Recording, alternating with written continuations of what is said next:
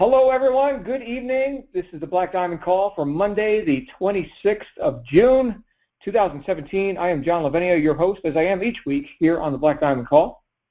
And very excited about our new people. We do have a bunch of new people who have just recently gotten started here with Digital Altitude. And regardless of what team you're on or what country you're from or what time zone you're in, I am so glad to share the message of all the things that are possible here with your online business. And of course here on the Black Diamond Call, where we let loose each week and talk about things that have gotten us to the top. And in this case, I'm going to be my own guest speaker tonight.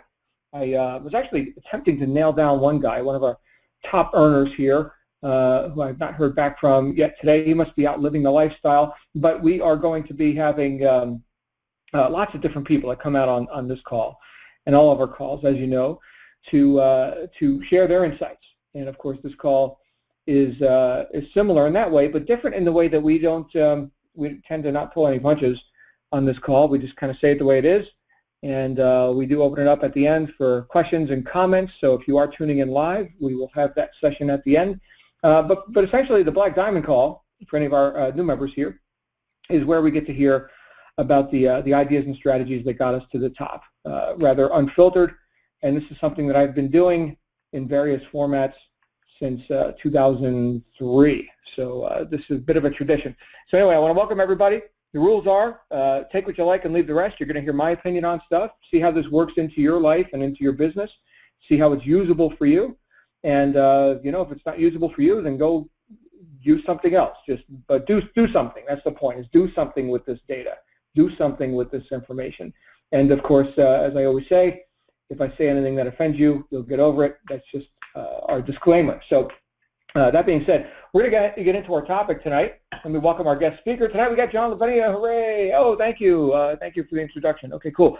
So, so what I'm talking about tonight is something that I heard a guy named Albert Gray talk about back in the 50s. Actually, I wasn't around in the 50s, at least not as John Lavinia. I was born in 1970, but I got a transcript of a speech that took place back in the 1950s. This was a guy named Albert E.N. Gray, who was a big shot in the Prudential Insurance Company. And he gave a speech called The Common Denominator of Success. Some of you may have heard of this. If you're here with me live and you've heard of this before, go ahead and type in the chat roll so I know how many of you are already exposed to this. And, if not, then I'm going to give you the full dissertation. But there's one piece of this speech that I wanted to focus on tonight. Anybody ever heard of this? Albert E.N. Gray and his famous, at least famous at the time, speech about the common denominator of success. I see no takers. Nobody. Let's see here. No. Okay. Dominic says no. Robert says no. The answer is no. Okay, so we're going to take it from the top on this. This is fun. I've referenced this speech before, but I'm going to give you, I suppose, a review for any of you who might be listening on the podcast. You've heard me reference this before. And then for all of our people joining us here live have never heard about this, this is pretty damn spectacular, what this guy talked about. And I'm going to paraphrase. I'm not going to read from the transcript, although I suppose I could, but I've read it enough to know exactly where I want to go with this and the most vital points that I've taken from it. Anyway, he was talking to this group of insurance people about the common denominator of success. He said that he wanted to understand if there was a common denominator of success, and it would have to be universally applicable. In other words, it would have to apply to all people who have ever been successful at anything, not just what we're doing here with selling insurance and whatever, but it has to this has to be more like a law, not just like some arbitrarily applicable thing that may or may not work depending on your circumstances. He wanted something solid. And he said, because that's what I was looking for, that's what I found. Because after all, the big thing in that world and also in our world, in direct sales, the big factor that people who are team leaders, sales managers, things like that, the big factor is people. And I think a lot of times in modern times, certainly with the advent of the internet and various forms of online media and such, people sometimes don't really grasp the necessity to be a good communicator, to be someone who can manage a team, who can influence people to take action. This is sort of a play off of what we did this morning in our wake-up call. But I'm going to go a bit deeper into some, I think, very usable philosophy here. So anyway, he said, that's what I was looking for. That's what I found, right? Understanding how people operate and why there's a small percentage of people in the organization who are excelling, and then there is the rank and file. Okay, so I want to know, is there a common denominator of success here? And he said there is. And here it is, everyone. Here it is. And he rocked the room when he said this. He said, common denominator of success that is true for all people who have ever been successful at anything is that successful people are in the habit of doing things that failures don't like to do. That's what he said. Successful people have formed the habit of doing things that failures don't like to do. And he went on. He said, you know, it's not like these successful people, these few successful people are, you know, somehow lucky, you know, that they've, you know, that they were just blessed with an affinity for doing distasteful things that people don't like to do. Other people, these failures, these unlucky people, oh, if only they like doing these things that the successful people like doing, then they would be successful too. How unfortunate. Okay. And so he said, no, it's not that they're lucky. By the way, can you guys still hear me? I'm seeing a bit of chatter in the chat roll. People asking if the call has started. Can somebody type in the chat roll, make sure that we're still live, that we haven't collapsed? Robert says yes. Anonymous says yes. Okay, very good. I'm assuming that's yes to me, the question that I just posed to the group. So, he was saying it's not like the successful people are lucky that they just like doing these things. They don't like doing them either. Like in that world, there was a lot of cold calling going on. Now, does anyone here enjoy cold calling? If you do, we'll have you out and you can host a call and you can talk all about that. Actually, that's why we're in marketing. I would say everyone is because we're more interested in talking to people who are inbound, raising their hand and saying, oh, I want more information. I'm answering an advertisement. I'm, you know, I'm going to chase you now. I want you to give me information rather than you chasing me all around. But that was the world that these people were in, was one of cold calling, you know, dialing 200 cold prospects per day, or cold public, basically. They weren't even prospects. They barely qualified as leads. You know, grab the white pages, I suppose. Actually, I've seen people do that. I've seen people grab the white pages. Evelyn's saying, I can hear but can't see the screen. There's nothing to see, Evelyn. This is an audio broadcast today. So Wednesday nights, we have our On the Rise webinars where you get a video, and also Tuesdays on our Basecamp webinar. This is just me running my mouth. I suppose I could turn my camera on, but I need a shave. So I'm not going to do that. I'm not going to subject you all to that. It's bad enough I subject my coaching students to that. Hey, that's one of the aspects of the online marketing lifestyle, shaving optional. Anyway, bathing too. I have done that though. So back to our point. He was talking about how these successful people don't like doing these things, right? And my tangent was that we don't have to do cold calling. Thankfully, I probably wouldn't be in a business like this if I had to do cold calling. You know, we know more about direct response advertising now, right? That's where someone says, yes, here's my email address, give me more information. Show me the video, show me the free report, you know, give me a trial membership, you know, give me some coaching, do something for me. I'm raising my hand here. So we don't have to cold call. Anyway, these people were doing a lot of stuff they didn't like to do.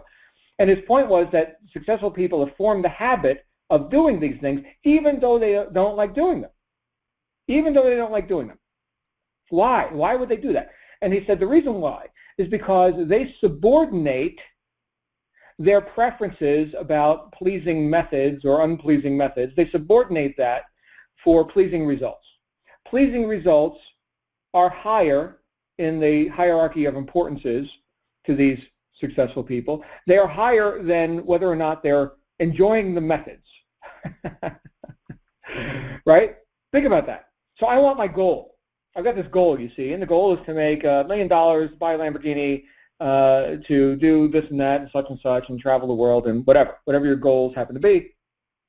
And I am now willing to exchange my service, my product, my opportunity for for the receipt of money in exchange for these benefits that I'm going to offer to the marketplace. Now, the methods that I must impinge on the marketplace, in the case of what those people were doing, a lot of cold calling, okay, the methods that I must use to impinge on the marketplace and to increase the demand for what I have a supply of here, well, those methods are second to the future result, which I'm going to guarantee myself right now that I'm going to get that future result. I'm going to go ahead and take care of business.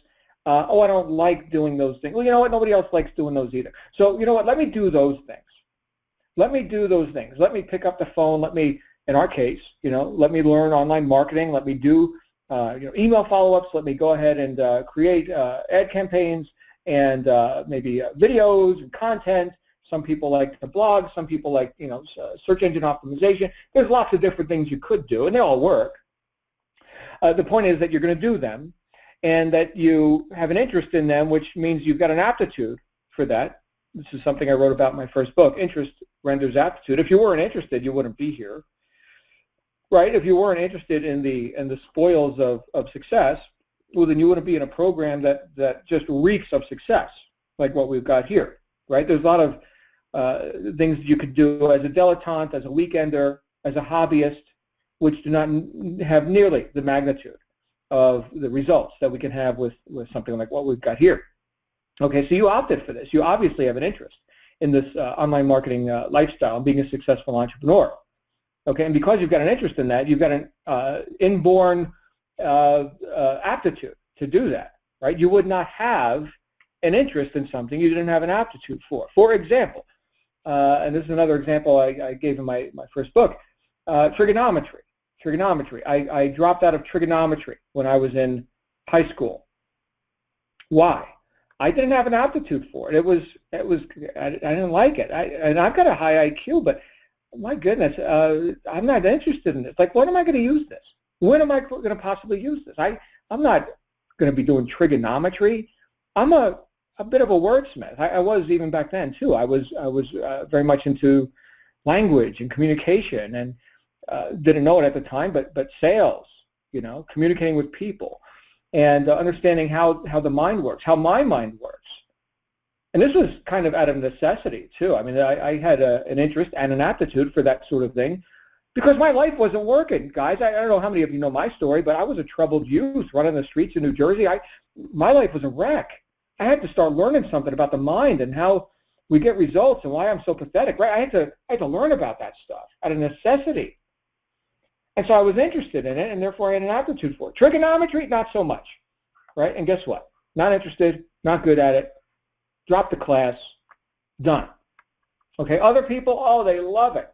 What other kind of stuff do people love, right? Accounting. I was just having this conversation with my wife just today, right? How I can practice work avoidance when it comes to things like accounting. Now, we've got an accountant, we got people that do the high-level stuff. But when it comes to things like auditing, statements and things that just standard business practice kind of stuff. Oh my goodness, can I practice avoidance on that? Hey, I gotta feed the fish, and I think the dog needs to go out, and oh, I didn't get the mail yet today, and you get how this goes, right? So I can do that. I can do that all day. I don't like it. I just don't like it. Now, some things we got to do. Give you another example, going to the gym, right, or doing some sort of exercise, right, in our online marketing world, and in fact in our modern life, it's a bit sedentary, right? People sit around, they stare at a computer, they watch TV, they play with their phone, they ride the bus, they're not walking, they're not being chased by saber-toothed cats. They're not being chased and running for their life and defending their life 3 times a day because it's being threatened. Right? The human body was meant to do stuff, to work, right? To do things, to chop wood, carry water, and fight saber-toothed cats, right? That's what we were designed to do, and we've gotten soft. Okay, so there are some people who do the very distasteful thing of inflicting pain upon themselves with exercise equipment, and they've done it to the point where they've developed a habit of doing this. Failures don't like to do this, right? But guess what? Physically fit people don't like to do it either. Am I making a point? Albert Gray made the point 50-something years ago. He said successful people have developed a habit of doing things that failures don't like to do. And they do these things even though they don't like them because they subordinate pleasing methods for pleasing results.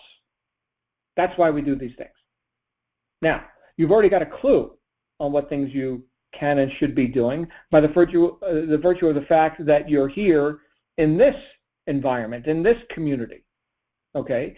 There are other people who are going to get really good and form, very resourceful habits in areas that you do not need to become, well adjusted to or habitually successful at, like trigonometry, like accounting, right? Things like that. And I know some of you have more of a mathematical mind, certainly than me. But the things that you got to get good at are things that you're going to learn and are learning in the curriculum. Things like Base, Rise, Ascend, Peak, Apex, Social Media Marketing University, community webinars and such, like we do on Wednesday nights with On the Rise. So all that stuff, right? So these are pointers, right? Pointing you at the things that you could get good at. Now you're not going to do all of them, but you're going to get really good at something. Case in point, Jason Stone, who I mentioned this morning, okay, $1 million, not just producer, but $1 million commission earner right here inside the Digital Altitude online business system. And he's gotten really good, among the best in the world, maybe the best in the world at Instagram marketing. And he's got trainings. You can go watch his trainings and all this. And he is an authority on that.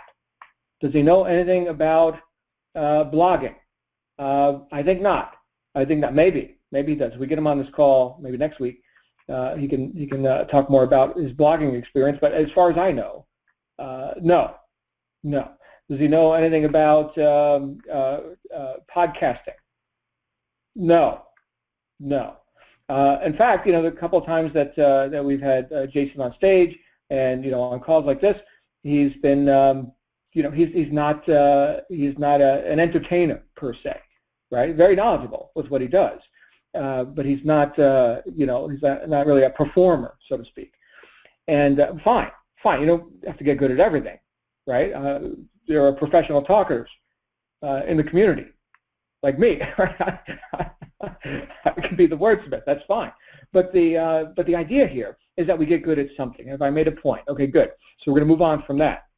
Now, where I wanted to go with this is another point that Albert Gray made in that speech that I think is profound, just profound. And it's good for you to take and put to use, whether we're just talking about you just got started and you're attempting to be focused and effective and accelerate your progress, or you've got 1,000 people on your team and you're looking to induce duplication and leverage through other productive people who are actually doing it, right? So the next point that he made, if we've covered this one, I think thoroughly. Okay, does everybody get it? Everybody gets the point now. You're going to develop habits that are resourceful, that you may not like to do, but you're going to do them anyway. You're going to do them to the point where you actually develop a habit of doing them. We don't have to belabor the decision anymore. Like, oh, should I do the accounting? Should I not do the accounting? Oh, should I go to the gym? Should I not go to the gym?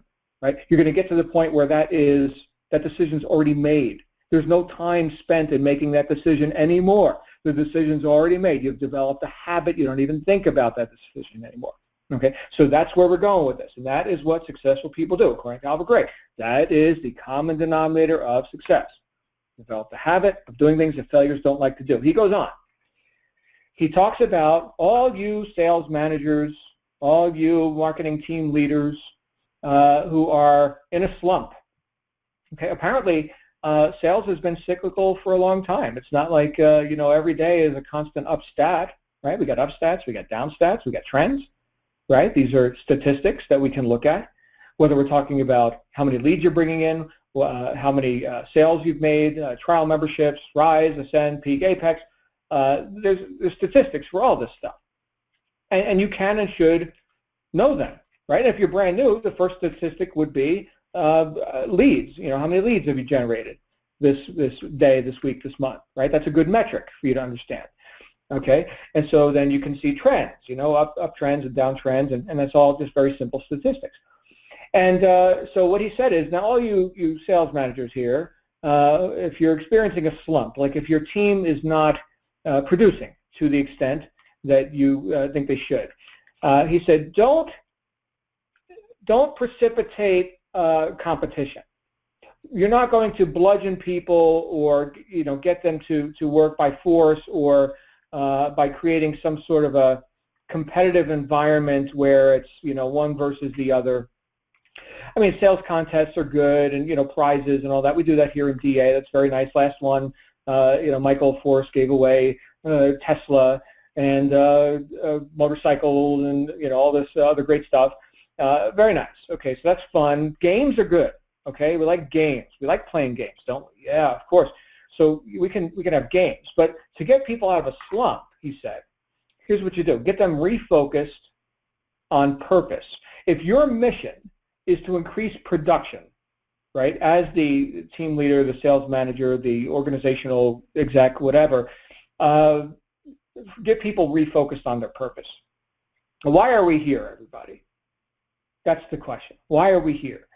And if people are moping around, hanging out at the water cooler, practicing work avoidance, okay, failing to develop resourceful habits because they don't like doing those things, and there's always something, more compelling or so-called urgent, that they could be doing instead of, doing what they, income-producing activities and such.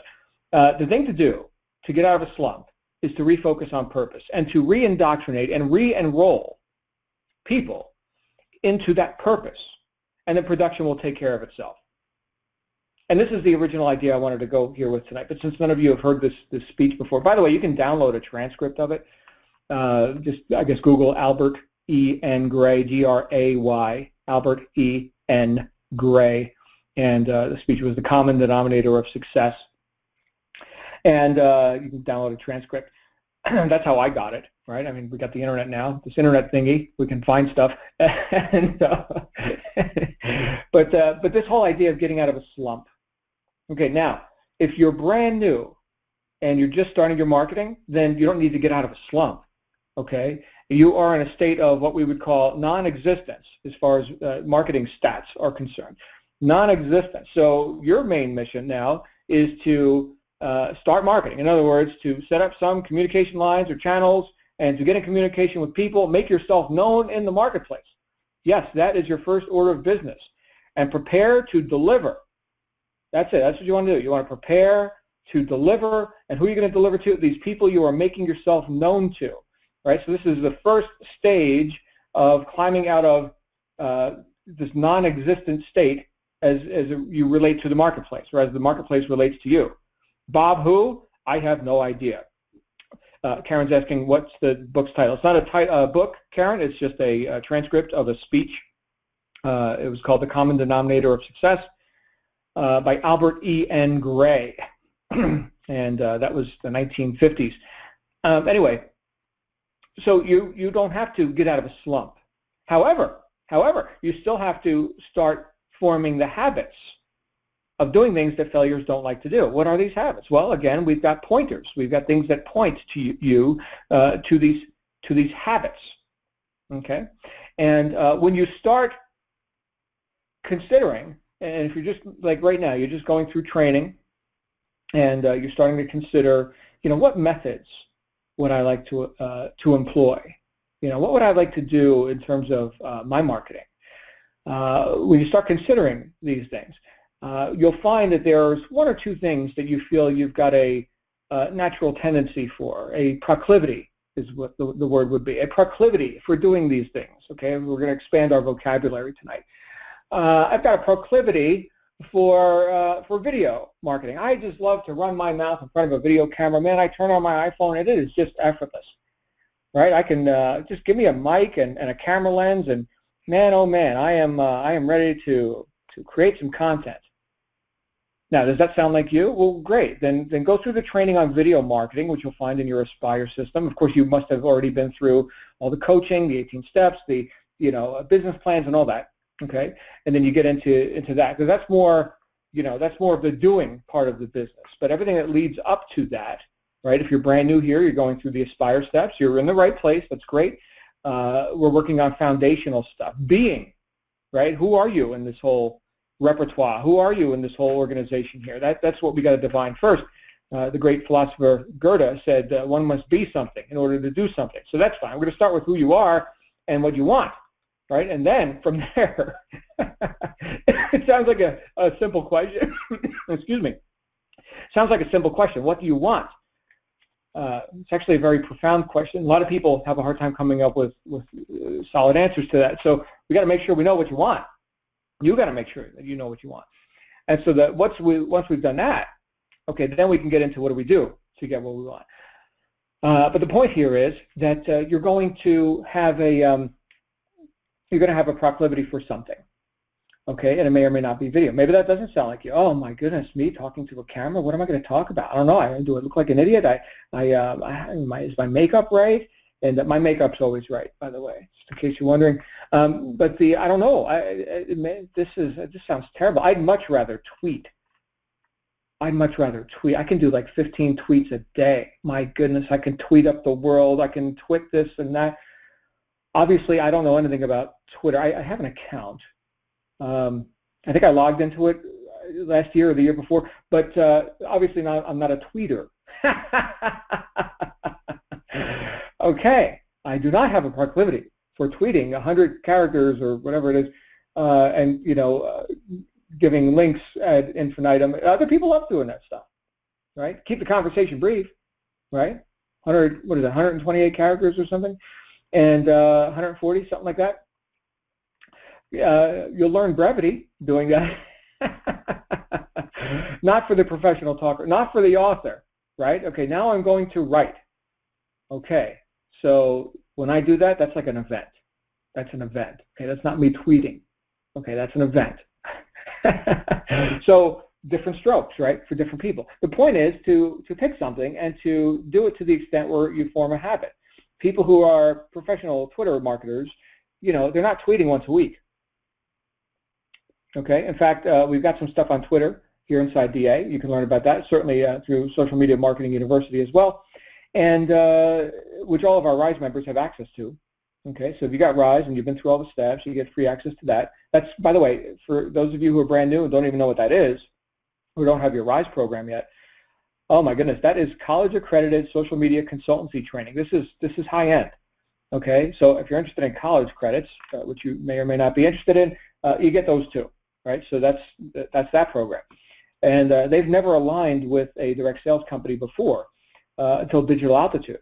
Right, that's certainly they've had plenty of offers, but clearly the significance and the substance of what we've got here with DA has caused that strategic alignment to happen for the first time ever. Anyway, back to our point. You're gonna develop some habits of effectiveness. And it's going to be not an arduous thing, and you don't necessarily like tweeting, but you feel an inclination towards tweeting or video or blogging or whatever, okay, or doing banner ads or whatever you're feeling an interest in, and so you're going to have to go through the learning curve of doing that and doing it more effectively, right? You'll learn from other people. You'll see best practices of people, like I mentioned, Jason, people on Instagram. Here's what he does. Here's his best practices. And then you go and you implement with your own brand, your own flavor on that. And then ultimately you become an authority in that area. And then you come out on the Wednesday night webinar and demonstrate how you do it and all that. But does that make you special or something? Because now you're an expert in some area because you've simply chosen to develop an effective habit? I don't know. Is that special? Well, it's a small percentage of people that do it. The average person doesn't do that. The average failure, right? Think about this. Average, by definition, is unremarkable. We're here to get remarkable results. So don't be average. Be anything but that. Be remarkable, right? Be not average. And that will occur as you're somehow special. You're special. And people will put you on a pedestal, whether you like it or not. And but all you really did was have some integrity and do what you said you were going to do. Pick a method, get good at it to the point where you've developed a habit, and now you're an authority. in that area. And by the way, this does not have to take a long time. It's not like there's so much competition that you're going to have this uphill climb. First of all, you're in a business that requires the human touch. I relayed this a little bit earlier today on a wake-up call. You've got an opportunity here, which reveals the glaringly obvious fact that you are needed.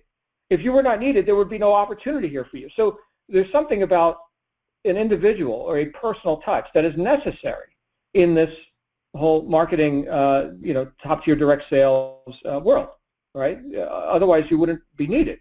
There'd be no opportunity here for you. People could just go to the store and do it, buy it, whatever. They don't need you, okay? But you're needed. So you make a decision to become an authority in some method. Certainly, that's going to be your unique brand that will emerge from that.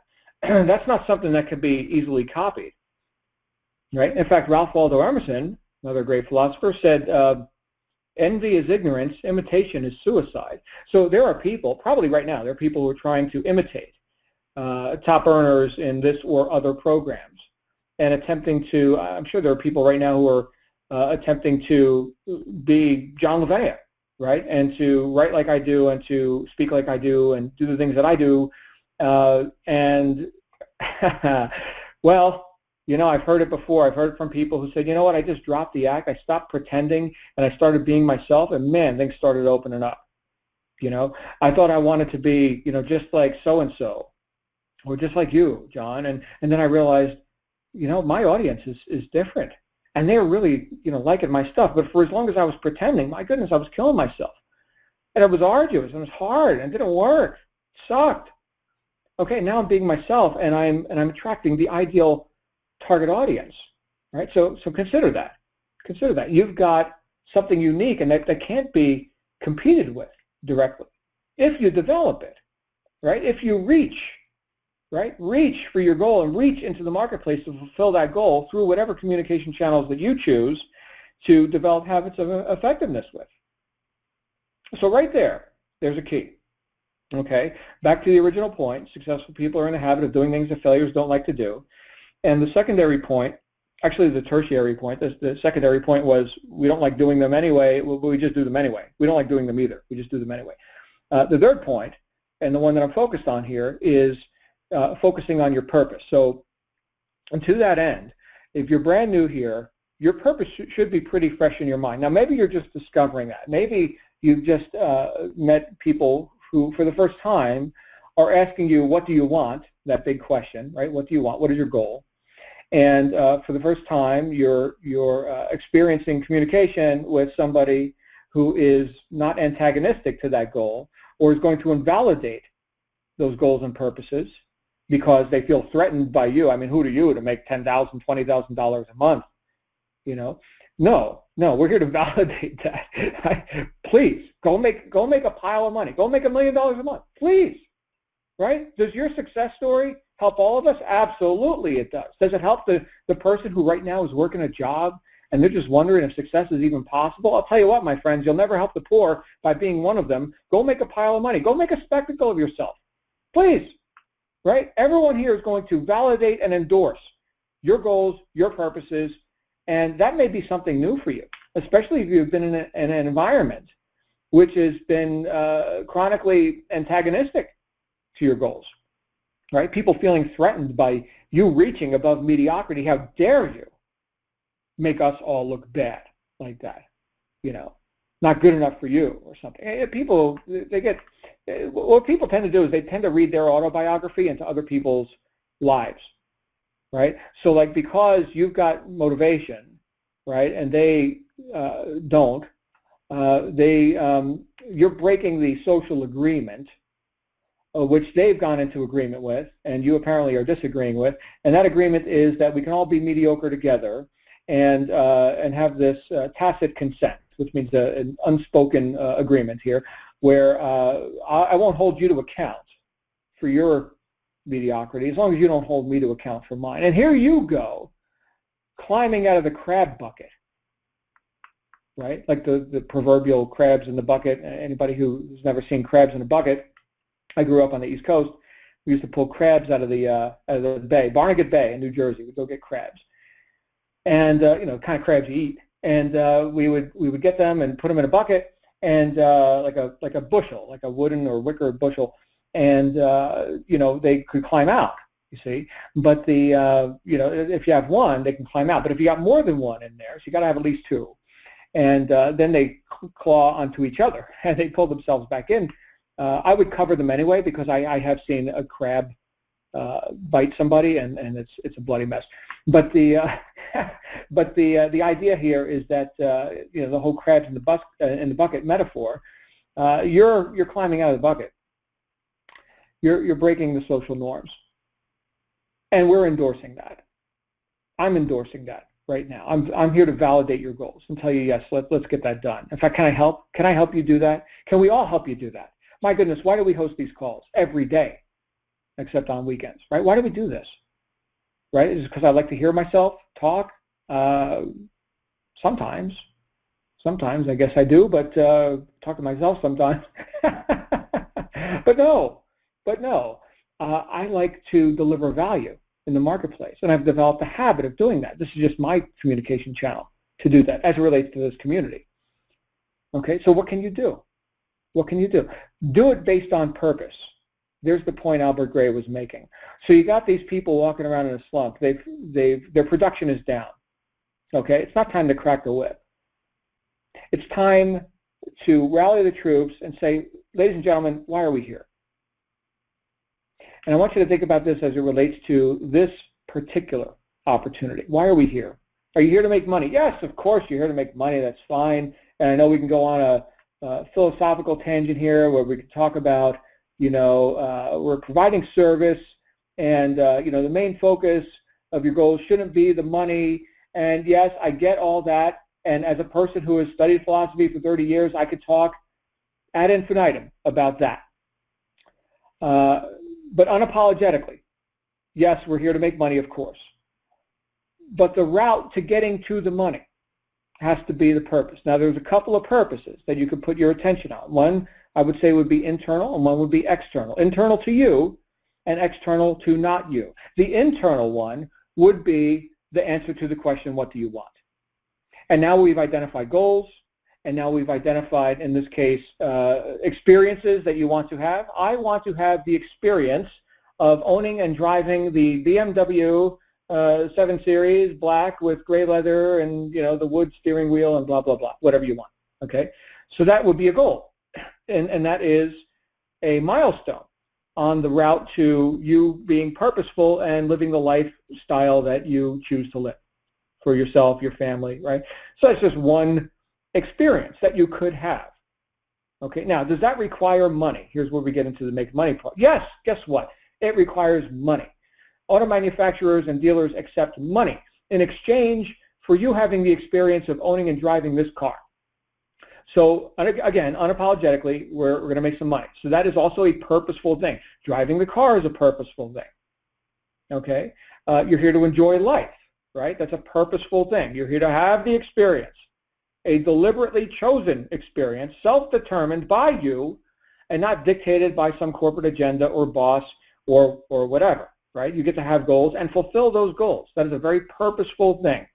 Okay, and yes, money is a part of that. That's what we use to exchange for products and services in the marketplace. Okay, so that's all very nice, very purposeful. The external or exterior purpose can and should be something that does, in fact, empower others. Now, here's the big question, and this is where I think a lot of people get tripped up.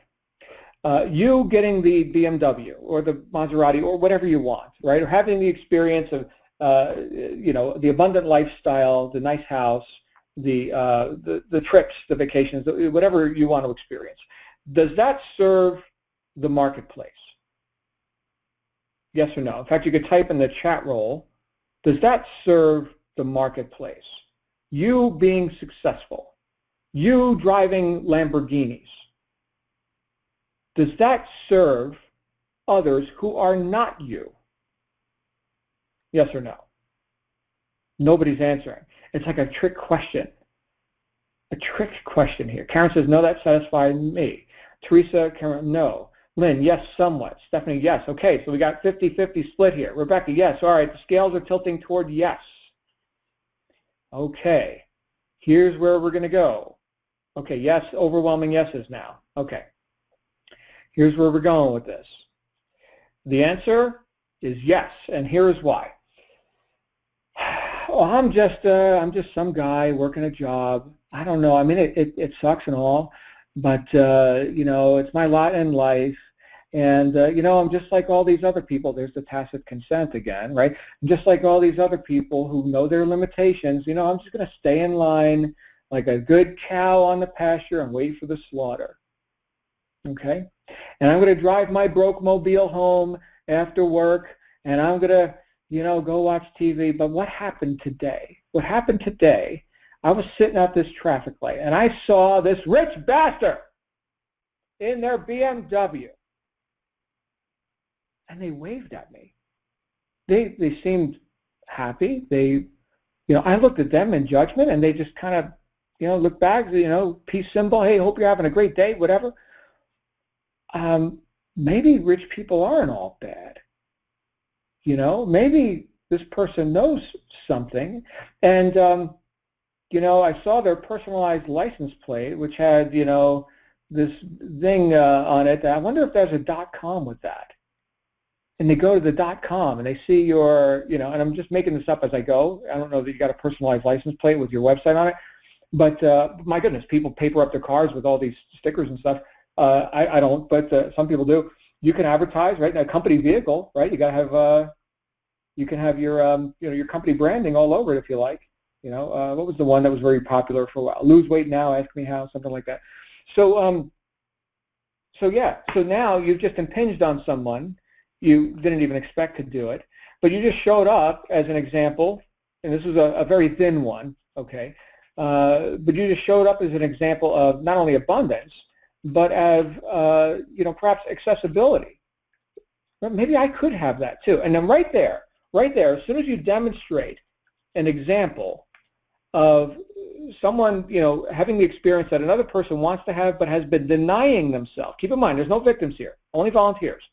They've been denying themselves that experience because they've been in a state of agreement with some corporate agenda and the lack and limitation that is commonplace and omnipresent in their work environment. Well, now you just showed up and induced some disagreement with that. Have you not served them? You have. Now, they may or may not get in communication with you or find your website or whatever. Maybe the car thing was a bad example. Maybe you're wearing the nice wristwatch and you're in the store and the person comments and you're friendly, you're amicable, and you say, hey, by the way, you know, go check out, you know, such and such.com. You know, that's how I monetize, you know, my life and buy nice wristwatches like this or Gucci bags or whatever, right? Unapologetically. Now, I'm not saying you need to be ostentatious and flash around, hey, look at my Lamborghini, look at my Rolex, look at my this, look at my that. I know people like that, and it gets a little bit obnoxious, but you know, it's not just about the stuff, right? It's about you being attractive to people. Are nice cars attractive to people? Yes, we pay more for them. Are you know, nice you know, experiences that you have? You're posting the pictures of the exotic trip to Dominican Republic, like we just went to, or wherever, right? You're living the online marketing lifestyle. You're posting that on Facebook. Okay, is that something you need to apologize for, or is that something that will attract other people who are at least hopeful that something like that could exist? My goodness, I mentioned Jason Stone earlier. His whole Instagram presence is that, right? Millionaire mentor. Look at the Lamborghini. Look at the lifestyle. You know, inspiring quotes, palm trees, you know, coconuts, all that. So does that inspire people? Yes, yes, it does. They're in their cubicle, man. They're doing the Dilbert thing.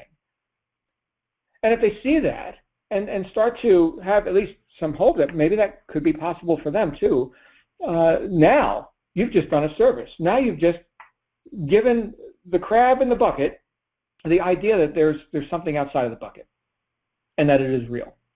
And it could be real for them. Now, how many examples do we need to start to espouse the idea that this could be available for me too. I can tell you most people need example after example after example after example because they're so indoctrinated into their current known condition, which they believe is the cause. Conditions and circumstances are the cause. I'm not the cause. No, my job, my spouse, my education, my location physically and the planet, my luck or lack of luck, my current funds or lack of funds, what I have or don't have. That's in control. Not me. I'm not in control. I don't get to make these choices. I have to. People go through their life with have tos. Have tos. How does that feel? This is called modern day slavery, my friends, and to some degree you were born into it. I don't want to get on the political rant with unapportioned taxation and things like that. But as an entrepreneur, I'm sensitive to these things, and as a freedom-loving American and all that. But the idea that you can now be cause in someone else's life who's looking around outside of themselves for causes, right? They're not responsible. They're just a victim. But now you could be cause for someone to look outside of themselves and see a new possibility. Is that not service that you're providing? Yes, it is. Yes, it is. Now, is it not part of your purpose, or one of your purposes, the external, the exterior one, to empower others to get what they want? I mean, if you're marketing an income opportunity, are you not in the business of empowering others to get what they want? Why the hell else would you be here? That's what you're here to do, to demonstrate the possibilities that are available to others and to indoctrinate them into what actions they could take if they're actually serious about having those experiences themselves. That's what you're here to do. I see Tim mentioning the Matrix movie. Yes, to offer the red pill. Okay, you want to see reality? You want to see what's really going on here? Absolutely. Here we go. Okay, now I'm not saying it's going to be necessarily a comfortable ride. Albert Gray covered that, right? We're in the habit of doing things failures don't like to do. Nobody likes doing these things, right? I want to go play video games, man. I want to go hang out and do whatever I do. But no, I'm going to learn marketing. I'm going to do this stuff. Why? Because my goals are more important. And because somebody like you demonstrated to me by your example that if I but got off my ass and did something, that there's a light at the end of the tunnel, I could actually have a better experience. Because look at your experience. Thank you for your example. Thank you. Thank you to all of you who are demonstrating that success is possible and not living like a victim of life. Because I don't think the world has any use for more victims. I think we're replete with victims, and we need leaders. We need leaders. And that can be you. Now, what's that work? Well, law of exchange. Right? Think about this. This is something that, again, I'll refer to Ralph Emerson. Something that Emerson talked about was that when it comes to you being compensated, that your pay will be in direct relation to the need or the demand for what you do. Now, we're talking about marketing, right? We're augmenting the demand. Okay, so that's what marketers do. So number one is the demand for what you do. Number two would be your ability to do it, to deliver it. Okay, sounds pretty simple so far. And number three would be the difficulty there would be in replacing you. Those three things, the need for what you do, your ability to do it, and the difficulty there would be in replacing you. Now, as you build your brand, as you build your influence in the online marketplace, not only are you increasing the demand for what you do, in this case you offer an opportunity, you've got marketing courses, you do the things that set people free from the corporate rat race, let's say. Okay, great. So that demand is being increased via your marketing. Your ability to do it, your ability to deliver the value that you're here to deliver in the marketplace. Well, what have we been talking about this whole time? Developing habits of effectiveness, which make you better at stuff, right? Like the first time I went to the gym, I was not, I had the grace of a rhino. I mean, I practically hurt myself with this heavy weights and everything. And now, oh my goodness, I know the way of weightlifting.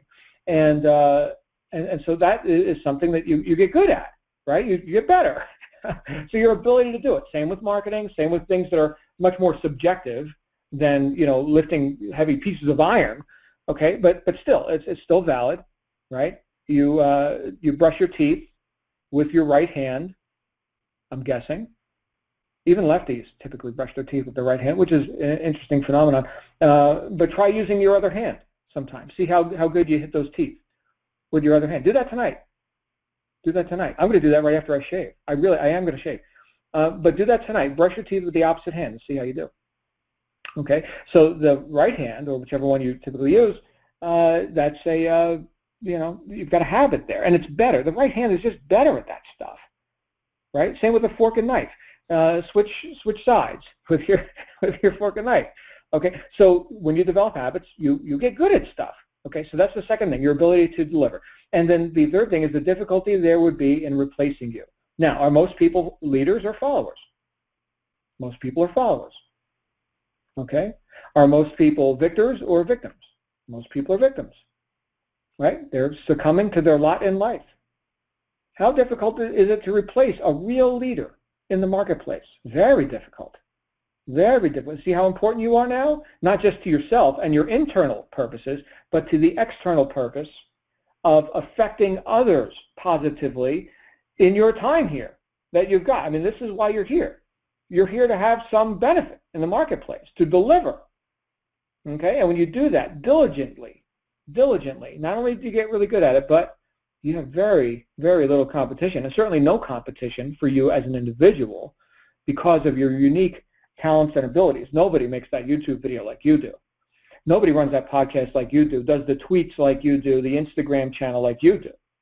Okay, this is your unique flavor. And 7 billion people on the planet, some of them are going to gravitate towards you and not towards the other guy who does it a little bit different. Okay, 7 billion people, that's your marketplace. What an opportunity. My goodness. All we've got to do is reach. But we're not going to reach if we're not focused on our purposes. And this was the main point, okay, that Albert Gray talked about. So you got the sales team. And I thought this was going to be a brief call because this is a very brief point. Okay, if you want to increase production, focus on purpose. That's the main point of this whole conversation here today. If you want to increase production, and I think we all do, then focus or refocus on your purpose. And I'm here to tell you, you've got to have an internal and an external purpose, and they must be congruent. And if there's any question in your mind, and this is why I brought it up before, okay, if there's any question in your mind about the worthiness or the nobility of you actually living an abundant life, right, like somehow that's not benefiting others, let's go ahead and get rid of that idea right now. Right now. They're building BMWs for somebody. For you, maybe it's your decision, right? But is that something you need to apologize for? Again, it doesn't have to be a BMW. Get whatever you want, okay? But the point is, you're celebrating, or not, the craftsmanship of such and such product that you're looking to experience the ownership and experience of, right? So is that something you need to apologize for? Does that take away from somebody else? No. Thank goodness. Thank goodness there are people who are demonstrating success right now. And there are people right now who don't even know you exist, but they will. They will, because you reach into the marketplace and make the benefits known. Make the reality of the successful entrepreneur lifestyle. Make it known as you make yourself known in the marketplace, because it's a purposeful thing for you to do without apology and without second thought and without hesitation. It is a purposeful thing for you to do. Now that you know that, my goodness, what would hold anybody back? This sounds like a most noble pursuit. This sounds like a quest. I feel like King Arthur on the Holy Grail of Monty Python. Banging the coconuts together and riding to find the Grail. I mean, that's, let's get with it, right? My goodness, I haven't seen that movie in a while. I'm a big Monty Python fan. I might watch that tonight, but not until after I do my accounting. I've got to get this accounting done. But that being said, that's our main point here. Okay, so whether you're a team leader or you're just leading yourself at this time, get really focused on your purpose, right? Why are we here? Why are we doing this? We can go do anything. Why are we choosing to do this with our time? Because this is what we're trading our life for. This is it. Our life measured in time. Here's what we're doing. We're going to get good at this. And we've got a purpose to do that. And when we focus on that, my goodness, the how-to decisions, those are all easy to make. Now we can start developing habits of effectiveness, like Albert Gray talked about. So I hope you got some value out of this. What I'm going to do, can't believe I talked for almost an hour on this. Wow. Okay. Well, obviously I'm interested in this topic, and hopefully you are as well. I'm going to go ahead and open it up for questions, comments. Hold on a second. Here we go. So if you guys would like to come out, you can go ahead and raise your hand by clicking the raise your hand button, which I think was the mute button or unmute button. And if you're on a phone, then *6 is the command to mute or unmute. And we do have our first caller. Here we go. Karen, you're live on the air. Hello, Karen. Oh, hi. Good evening, everybody. Hey, there she is. Where are you from, Karen? All right. Well, it's more a comment than a question, John, because Okay. I do agree with you that the quality of life that you exhibit on a day-to-day basis is testament to the fact that what you're doing is working. But often I get more of a response that says, oh, so you're rich, so you're enjoying this kind of a lifestyle. I wish that could happen to me, but I can't do it. How do you answer to someone like that, who shows more of envy, for want of a better word, rather than admiration and wanting to know how you do what you do to be where you are? Good question. Is this my friend Karen in Jamaica? Yes. Hey, Karen. Morgan, yes. Awesome. So here's what I do. I put their attention on their belief that they can't and where they got that belief from. Right. So this whole idea of I'm not cause, I'm effect, that's really what we're talking, like when we go to all the problems that we have or that people have or they assume, it comes down to them assigning cause somewhere else. You see this is a victim mindset that we're talking about here. And which we can also say, okay, and people may not like hearing this, we could say it is gross, chronic irresponsibility. Victims are irresponsible people. Irresponsible. I am not responsible for my results. I can't, right? That is victim talk right there. Mm-hmm. And it is everywhere you look in common society, right? Only special people, Karen, only special people can do stuff like that. And look, this is something that I've dealt with for a long time, having become successful myself. People putting a pedestal and saying, well, this is, of course you can, John, And again, Karen, this is why your success story and that of the newer marketer is so vital, because the newcomer or the guest may look and say, well, yeah, of course, John Lavenia, Jason Stone, Michael Force, special people, they're already successful. I can't do what they do. Well, I can put their attention on the fact, the glaringly obvious fact that I wasn't born like this. Right. So that's what is that? That's a statement of recapturing responsibility. Mm-hmm. Yes, I couldn't either, Mr. and Mrs. Skeptic. I couldn't either. And for as long as I believed I couldn't, I didn't. Right. And then when I saw enough examples of people like me, finally, having success and everything, then I decided to be like me. Then I decided to be like those successful people who had come before me, because after all, they keep showing up in my life. And why do they keep showing up? Just like Albert Gray said, because that's what I was looking for. That's what I found. Well, guess what I was looking for? I was looking for success. Now, all of us have a drive towards survival and greater expression. Trees grow up, right? That's why they're surviving. They're reaching towards the sky. People, make progress until they stop making progress because it's been beaten out of them. The hope, the desires, the dreams, the purposes have been beaten out of them. And so if I can get in communication with somebody who wants to offer me a challenge like that, oh, that's an wide open door for me to just do a little counseling and say, my friend, who sold you that idea? You need to get a refund on that idea. That is bad. I mean, I grew up in the gutter. I got friends who are dead. They overdosed, right? Or they're in prison. So why me? Why did I make it out of the gutter? That's a good question.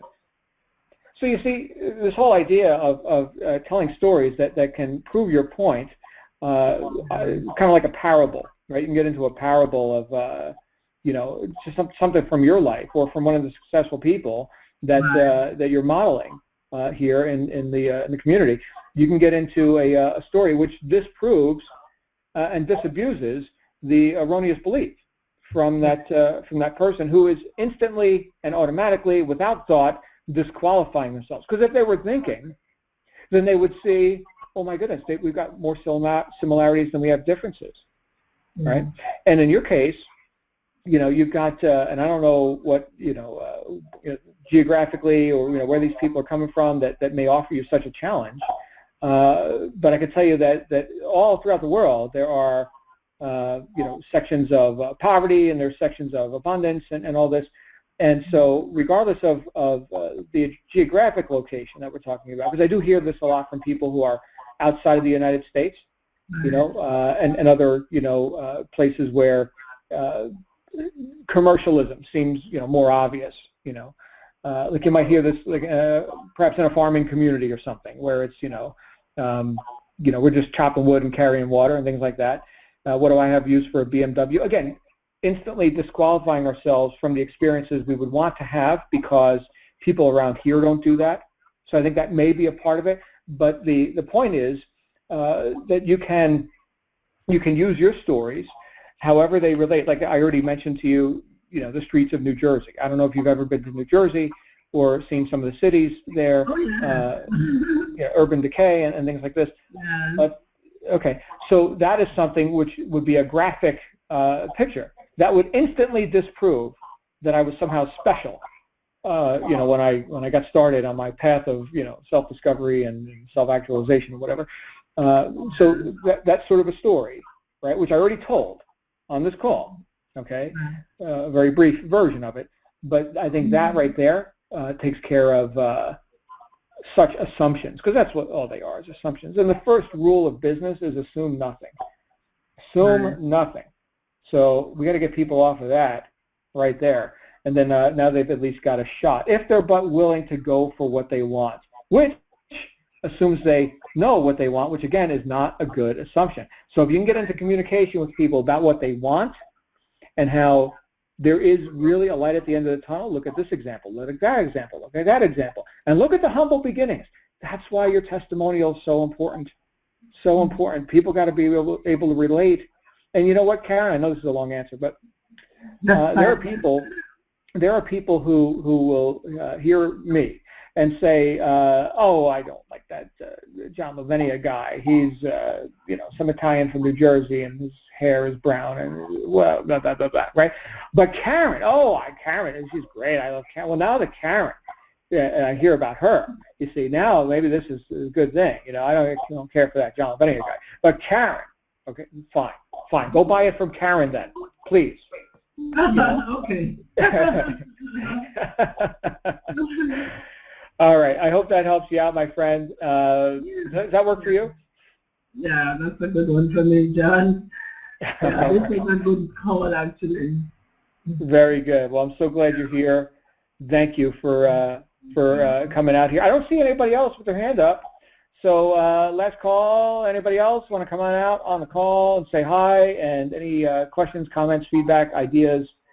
I did see quite a bit of talk in the chat roll. Thank you all for your acknowledgement here. I'm glad you're getting value out of the words that are coming out of my mouth. Okay, last call. Anybody else? No, going once, going twice. We are done. Let me go ahead and wrap up Q&A. Okay, so with that, we are going to wrap up another thrilling Black Diamond call. I will see everybody on the wake-up call tomorrow with our friend Joel Straight, who is our regular Tuesday host. And, of course, in the meantime, see what you can do to apply what we've talked about here, right? What habits can you form that are wealth generation, income producing sort of habits that are habits of effectiveness that failures don't like to do, but that you're willing to learn and to do to the extent where you don't even have to think about it anymore. You're going to become the best at that, or your own unique expression of that. Okay, pick one thing. Don't pick 10 things. Not 10, not 10. One. Start with one. Okay, no, we're not here to get overwhelmed and be miserable. We're here to have a great time and fulfill our purposes, which again are internal. They affect you unapologetically. Live the lifestyle you want, and external, they also enlighten and empower other people as well. Thanks again, my friends. I will see you next week. In the meantime, and I'll see you tomorrow as well. In the meantime, have a great night. You absolutely deserve it, and bye for now.